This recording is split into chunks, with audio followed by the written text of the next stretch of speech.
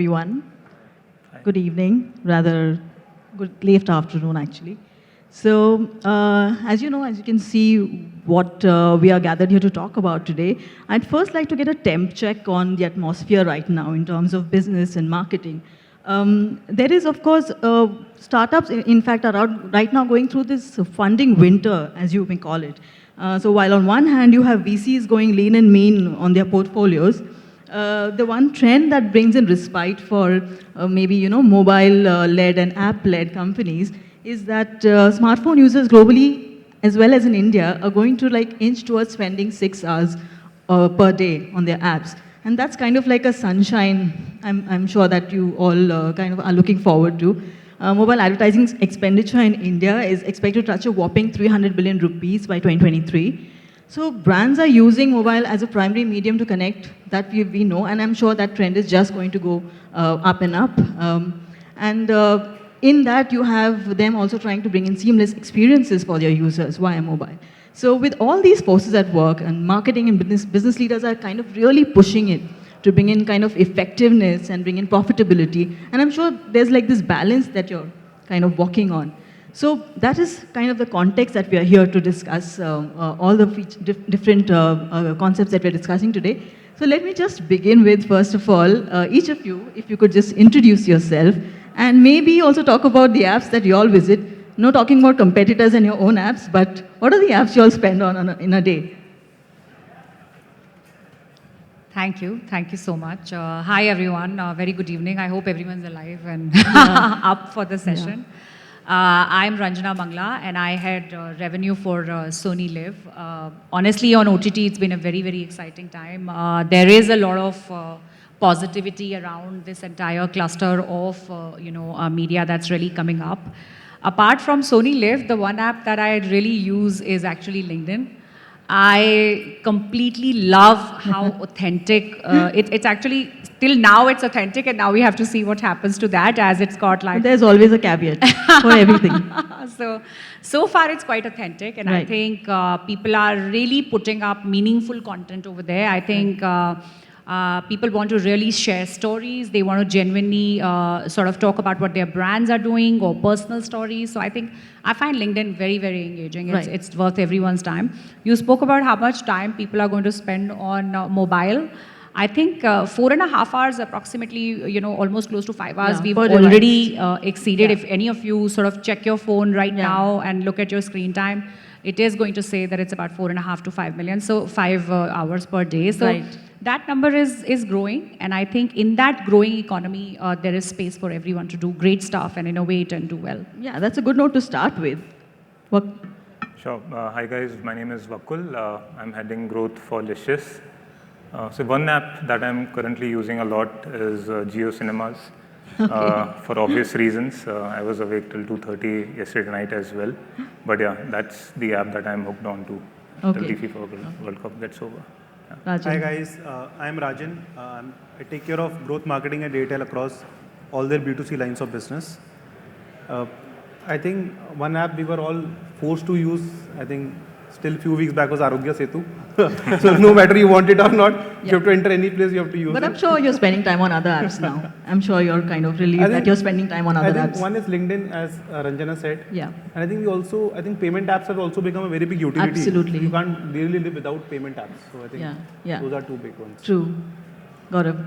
Hey guys, I'm Gaurav. I lead user growth for Games 24/7. We are the largest multi-gaming platform. We have brands like Rummy Circle and My 11 Circle.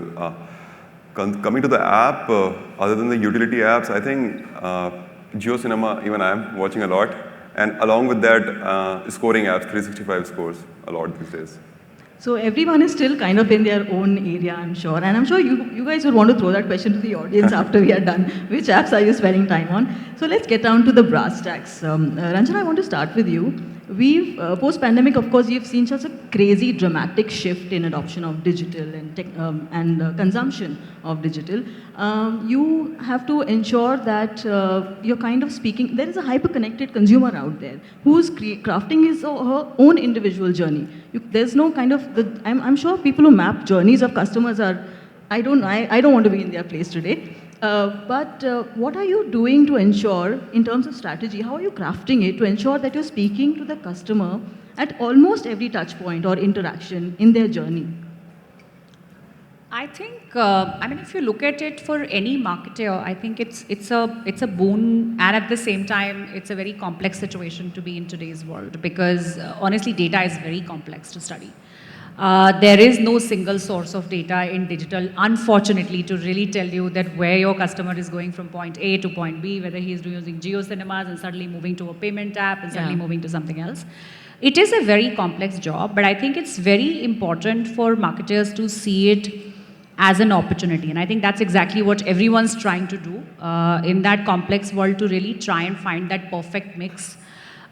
Sometimes, maybe sort of just creating those cohorts of, we are in the content business, so we will always tell people to sort of, create their cohorts around content, and it always works out quite positively. In fact, one of the other points, when you just asked everyone saying which app you're using, you will see, I personally feel entertainment is the fastest way, entertainment or sports, to drive any technology. And I think that's what will happen in case of digital as well. The penetration will be much faster because most of the times, at least in our world, we are a hybrid product.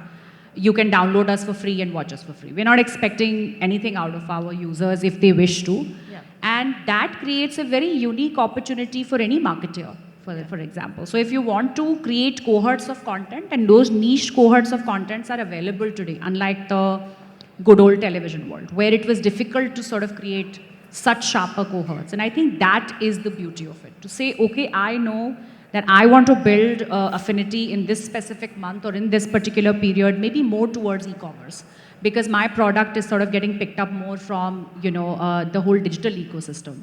And then there it is. You have cohorts available of users who are using an e-commerce app, or go to the e-commerce app itself. So you can do it on Amazon, and you can do it on any other app, or Right. Licious for that matter, I'm sure will soon be open to ad sales as well. No, So when that happens. But when you talk about a journey, is it challenging to really understand, or because I'm sure consumer expectations are pretty high when it comes to even, let's say, brand consistency across every channel that they're talking to, so, or interacting with. So is it a challenge to meet them at every touch point? I mean, it's definitely, I think most brands today don't have just one creative to talk to their customers. Everyone, when they are sort of working on their marketing strategy, they do have minimum of 3 to 4 versions of their creative. And you can use those creatives depending on, the platform you're really going about, or the cohort you're really going Right. about. So you don't necessarily have to have that 20-second or 30-second or 45-second ad film blasted to people. You don't really have to do that. You can come up with, shorter versions, and you can have, some longer versions, and have more male affinity, female affinity. Variety of versions are available today, and that is the real opportunity for marketers today. With lesser budget, you can create higher impact. Studying data will never be easy, and let me tell you, that is the most difficult job of all times, and it will remain that way. In fact, that brought me to something where, the quintessential MarTech stack. I mean, we know that marketing and tech, the confluence of that has become very, very crucial now. It's become so potent, and people are, of course, still discovering ways to work around it and see that they're leveraging it to their best. But maybe, Gaurav, I'll come around to you and kind of ask you, how are you going about building your stack, and what tools are really crucial for you now? And I mean, I know it's not easy to really say how to build a robust stack, but what has kind of worked for you? What have been your learnings in that? Yep. So just taking a step back on that, like your marketing tech stack evolves as your product evolves and as your marketing goals changes. For example, we launched our app somewhere around 2013-14. That time it was a site load app. It was not on Play Store. So most of the attribution engine didn't work for us. So we created our own, we called it native attribution engine. Over time, of course, we moved to AppsFlyer. But then when we started acquiring a lot of customers, the problem we faced was every customer is different. Every customer has a different need, different kind of a customization they need. And we are also we are a gaming platform, so very heavy on offers. So again, we face the same problem. So we had to build a CMS system of our own, where we can give those offers and we can personalize each and every journey for the customer. So over time, our marketing stack has been, evolving based on the goals and the strategies, how they're changing. But coming to a few considerations or few, let's call them learnings, what we have seen is See, one is the MarTech space is changing so much that there's no point of thinking a really long-term strategy when you talk about adopting a tool or building anything. It's be more practical to think about medium term because things are evolving just too fast. True. And it's also very important to, when you get a new product or a new solution, it's very important that you don't get the most powerful solution in the market and try to adjust your system and processes around it. Rather, first understand your systems and processes, and that's when you see what is fitting well for you. And then the last thing which I will say is very operational, that which I've seen with us also, that you get a new tool, there are a lot of power it has, but you just launch the tool for everyone, and everyone's trying to figure out things. So first have one sort of a POC who's just creating a workflow for this, then pass it on to everyone, and then continuously keep checking whether the consumption is actually happening. Otherwise, we're just paying for subscriptions, but not really consumption. So you need to test it really well. You need to keep testing it rather, right? In fact, I wanted to ask everyone over here, how many of them have kind of feel that they are using their stack above 80%, leveraging it above 80%. I think globally that's kind of a struggle or a challenge, but it's also got its potential. So people are trying their best to be efficient and taken from that. Of course, now let me come to Rajan and Vakul. Rajan, we wanted to talk about enterprise value also. I mean, marketing is now it's acknowledged that it is not an investment center, it's not a cost center, but it's something that you need to invest in. You really need to give it all the power it needs to become this efficient vehicle for you to reach out to your consumers. So what would be your advice in kind of crafting a strategy to see that this crucial value is really, really driven well? Shweta, I think cost and revenue are more like financial terms. If I just fundamentally look at what an org is built up of, right, and what are the core value drivers, I oversimplify generally in 4 pieces. One is your people, your consumers, your brand, and your product. If you get 4 of these right, then I think that's what an organization success looks like. Traditionally, marketing, we all have looked at from a brand perspective, doing acquisitions, creating a lot of top of the funnel for the org. I think in the last few years, we have seen marketing going beyond it, and I think it will further evolve. If I take an example of as simple as people, today you have a function where called employer branding, which never used to exist 5-10 years back in any company, I think. So marketing has also got into fields of how do you attract talent. That's where also you need marketing, and It's not only customers. Even if I look at customers, apart from acquisition today, even from the existing user base, upsell and cross-sell has become very big revenue lines for most of the industries. So marketing has to figure out how do you personalize and how do you extract value from the existing user base also. If you even look at, so eventually marketing is somewhere embedded in every part of the organization. It's not a cost or a revenue, and it eventually unlocks or enhances the value of whatever organization is doing. It just gives a multiplier factor to it. Yeah. But is there anything more that you would want to add in, just in terms of, using marketing really to understand how you can up enterprise value? Something that you've learned in let's say in the post-pandemic time especially, something that you pivoted to, things like that. So I think the biggest one for us was more on the cross-sell and upsell side. Right. Where we were already sitting on a very big user base. And what happened in pandemic, we were able to get a lot of users of Airtel on our digital apps. Okay. And that really unlocked the potential of cross-selling and upselling other products which we have apart from mobility, which was broadband, DTH, etc. And hence, I think that's one big unlock where via doing personalized marketing, we were able to cross-sell other products. For example, if I know if somebody is using a lot of data or he's an OTT user, now this guy will need a broadband for a large screen experience. So if you're able to get the data and the messaging right on those pieces, we're able to unlock value from a cross-sell perspective. Yeah, cross-sell, upsell is definitely a big thing right now. Vakul, I'll just take that, enterprise value bit forward. One of the other key drivers is, of course, innovation. And I did want to understand, how are you sort of seeing that you build an innovation-led culture so that you have your full focus on retention, you have your full focus on engagement. And it's not easy because your resources are limited. Your resources are always static. more or less. And so building within that, building an innovation culture and seeing that you're, kind of meeting the demands of such, of consumers that are always expecting more and more. How do you see that innovation helps in meeting that and within the resources that you have, of course? So two ways that I see innovation. One is the forced innovation when competition kind of catches up to what you are already doing. So that is kind of a forced innovation that you need to think what next can you do to deliver growth. The second is if consumers are giving you direct signals, right? Because we are in a food business, there are few direct signals that we get from our already existing consumers. For example, in India, there are few days wherein people don't like to consume meat. Like Tuesdays are there, Yes. Thursdays are there, Saturdays are there, in different sects of societies.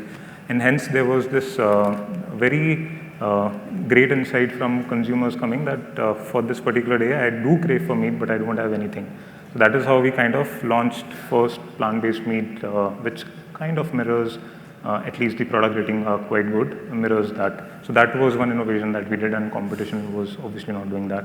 So that is on the food side. You try to get signals and launch new products, which are our proprietary products. The second, the way at least e-commerce in our category we think is, we are majorly transactional in nature right now. Licious is a transactional platform. Can we move beyond transaction? Can we have a added layer of probably content, probably a recipe, or something more to do with meat as a category? So that is another leg that we are exploring To build the community. to build a community. In culture, it becomes important that you give the freedom to your team, saying, feel free to experiment. If we fail, I have your back, or we have your back, but don't repeat the same mistake twice. It's important to give that freedom across and let the brain cells working. Right. Ranjana, this next one is for you. We are coming more and more down to more brass tacks now.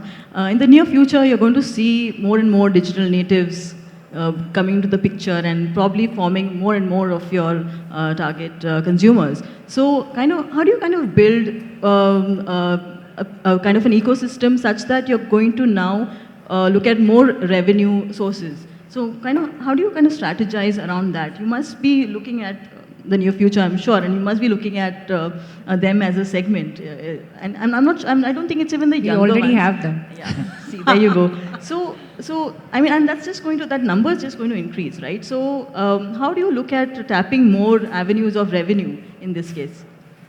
So I think before we go to revenue, in our business, it's always the audience first. Right.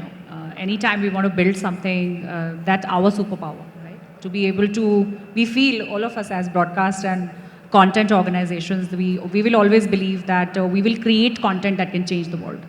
And regardless of the target audience we speak to, right, there are always different audience cohorts we will talk to when we are creating a certain kind of content. Shark Tank India will speak to very different kind of audience profile, and a MasterChef India will speak to a very different kind of audience profile. When you come to our app, Suniliv, as OTT at scale, we definitely have content for everyone. And it's a constant innovation journey. I mean, you can't stop at one.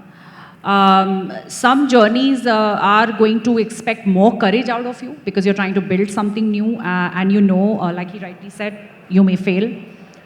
Shark Tank India was definitely one such journey. I mean, if you look at it on the face of it, you would always question it when you're looking at the revenue potential of a show like that, saying, oh, it's too niche, will it have takers? But as we actually built it and we took it to market, it was very interesting to see. In the first place, they were takers and there were enough and more brands who wanted to back it. And we'll always have a lot of gratitude to the entire startup ecosystem for backing it.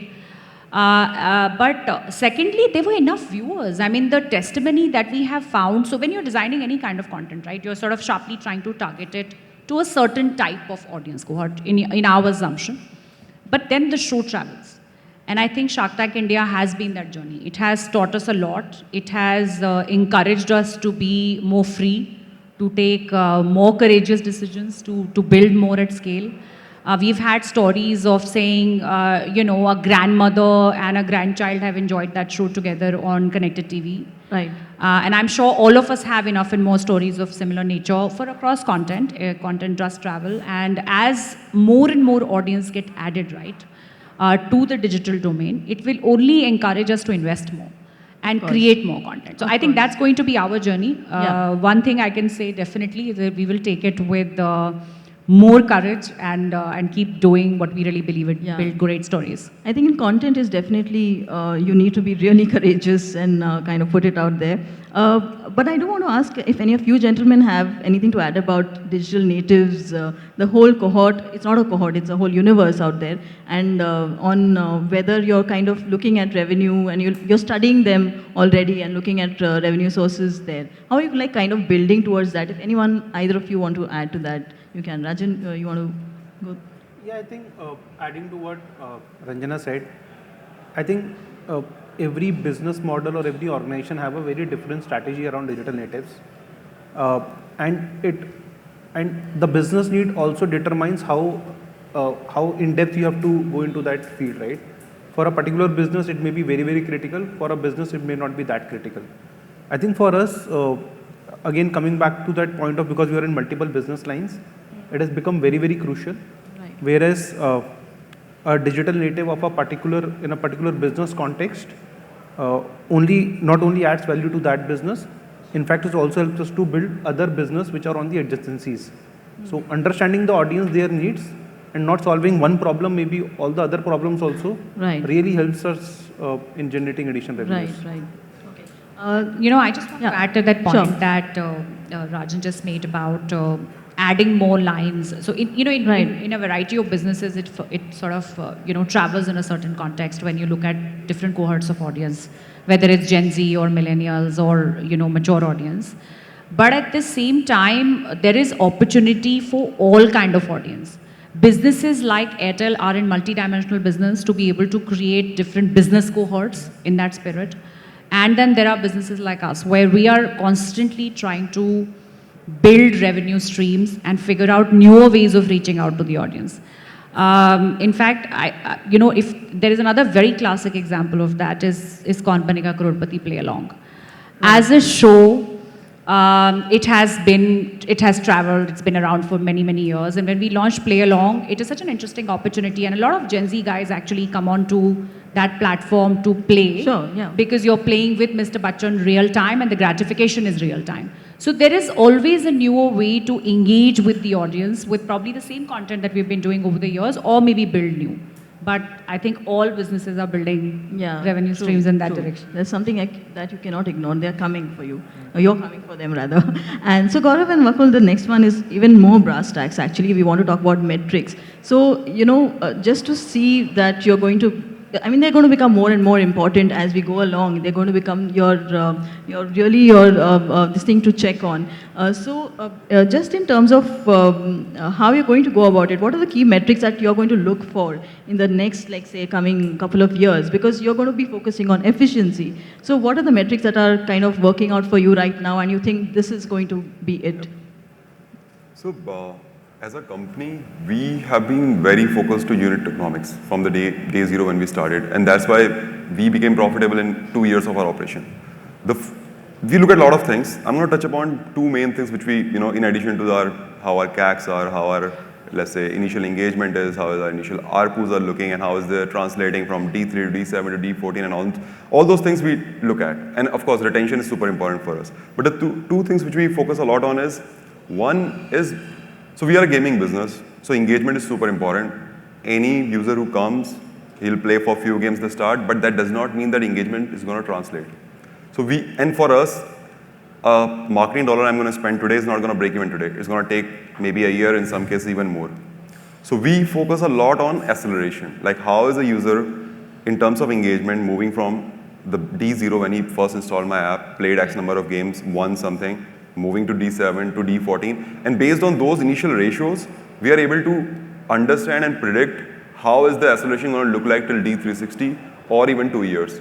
And at that moment, I can make that decision, okay, the quality of users right now is great, so maybe this source I should continue spending more. And I continue spending till the point I'm seeing those ratios are being maintained. Right.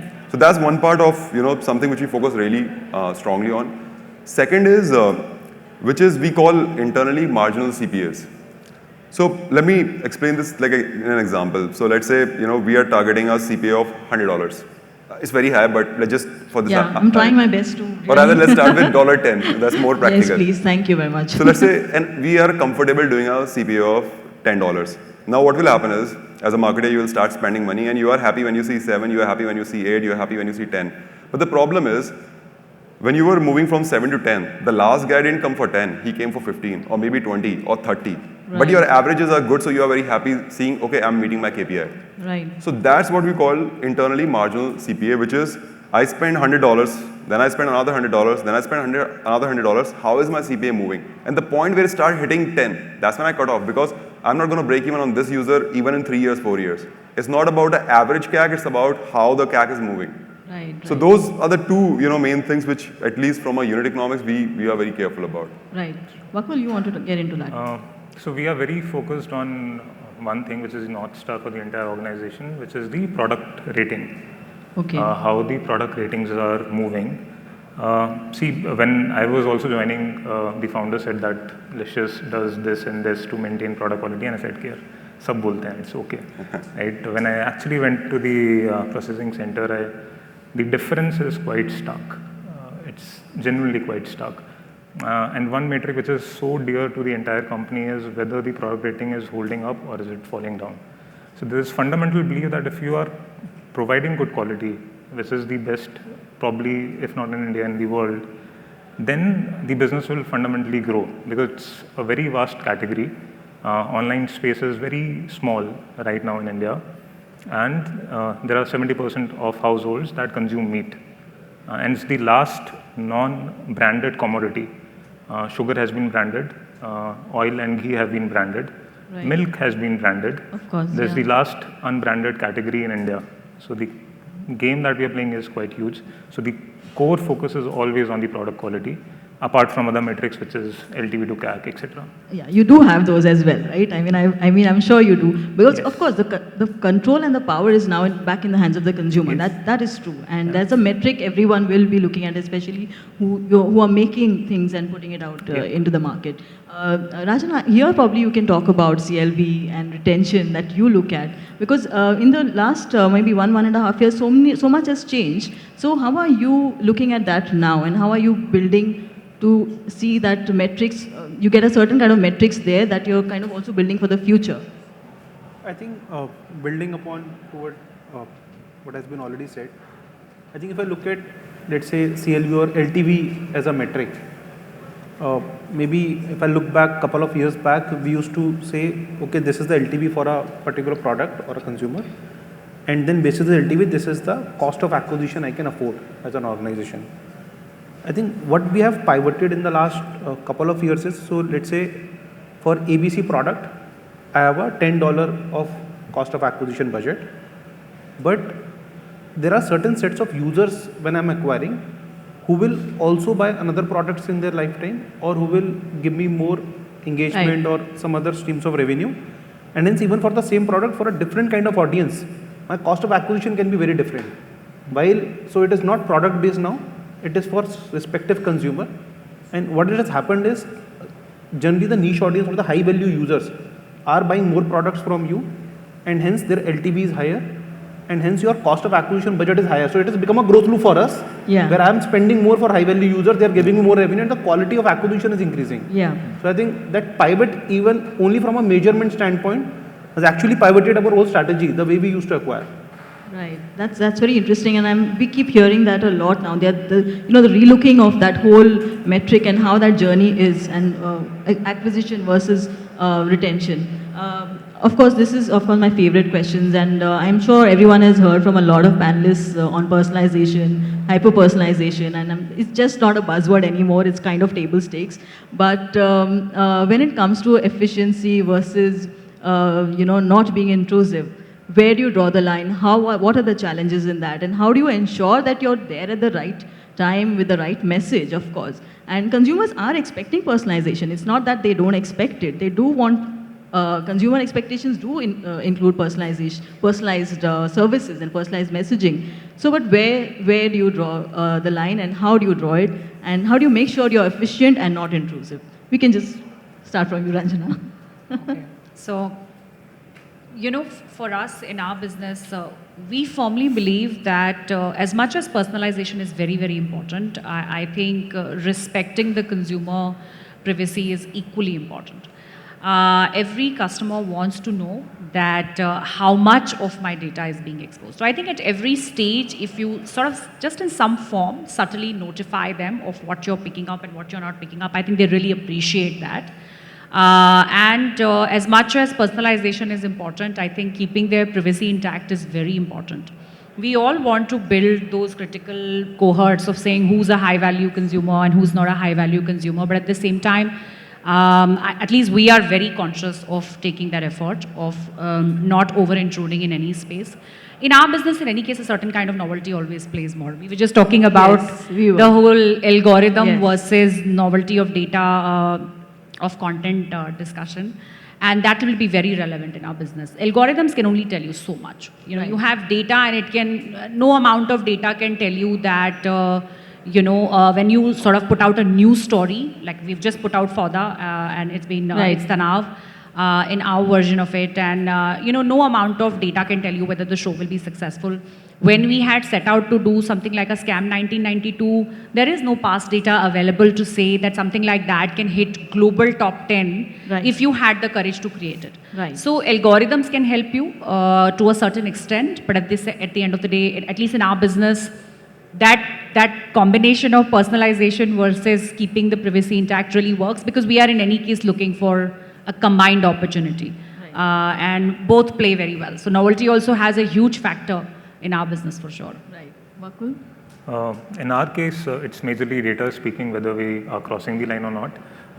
The way we use personalization and data is to give us hard signals whether a consumer usually prefers a particular kind of category over another.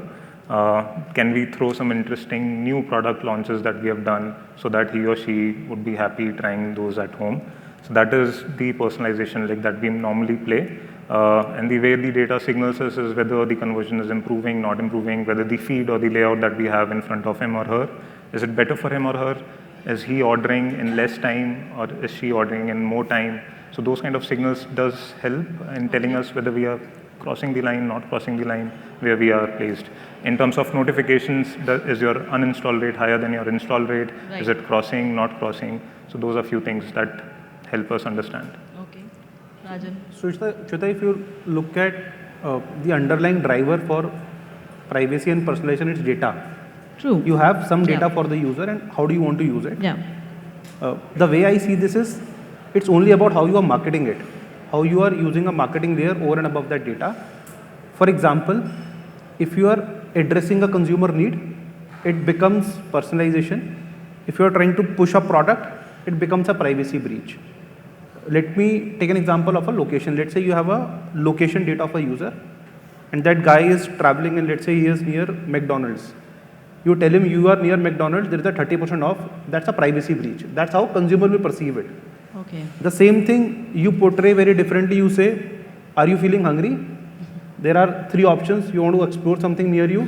That will be called personalization. Effectively, underlying Right. data is same, underlying message is same. I think the way it's marketed to a user, whether you are solving a consumer need and making him feel more personalized, Right. or you are hitting him hard with a message of sales, a direct message where he's thinking why you are breaching my privacy. To my view, it's only a perception game from the way we are dealing with the consumers. Right. That's an interesting view. Gaurav? I think I agree 100% with the point you're making about like the communication is at times maybe not two ways. Communication is not clear to the user, but a easy way, at least whenever we are in this dilemma, is I myself as a customer, am I comfortable giving that information? What are the concerns I have? Usually there are 3, like whether the data is secure or not. 2 is whatever you're collecting, what are you going to do with it? Because there's a tendency, let's just ask for all the permissions, whether we need this or not. And then the third, which usually comes, is what am I getting out of it? Like if I'm getting let's say a much smoother experience on Spotify to get a playlist, I'm more than happy to do it.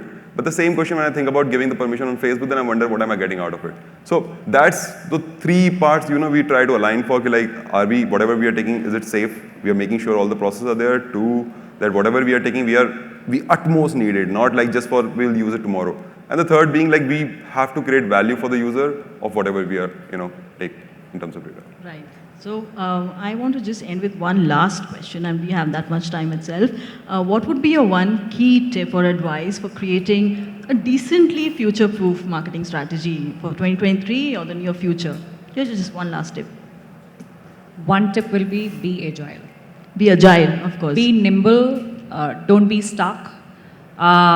Keep visiting every time you have created a marketing strategy, which is for the next 1 year. My one advice will be visit it every month and revisit it every month. Because in the digital ecosystem, things change quite rapidly. New ideas really come up, and have the courage to test them. Always keep that little budget aside for innovative ways to really drive something new within your marketing budget. So being agile, being nimble, being more courageous would be my single advice. Thanks, Makul. So like I said previously, two ways to innovate. One is being forced by the competition. The second is listening to your consumers on a regular basis and then innovating for your category. I'll want to be in the latter, not in the former. So try to be in the latter. Okay, Rajan. I think I will get to the basics. I think I've seen a lot of marketers today feeling very high on performance marketing. I think it's a drug. You have to use it very, very effectively. It I'm will give totally you- loving that statement. It gives you a good boost in the short term. Yeah. And while I agree it's important, but I think balance between performance brand, there is no substitute Yeah. for building a long-term brand, Yeah, a yeah. strong brand, a healthy brand.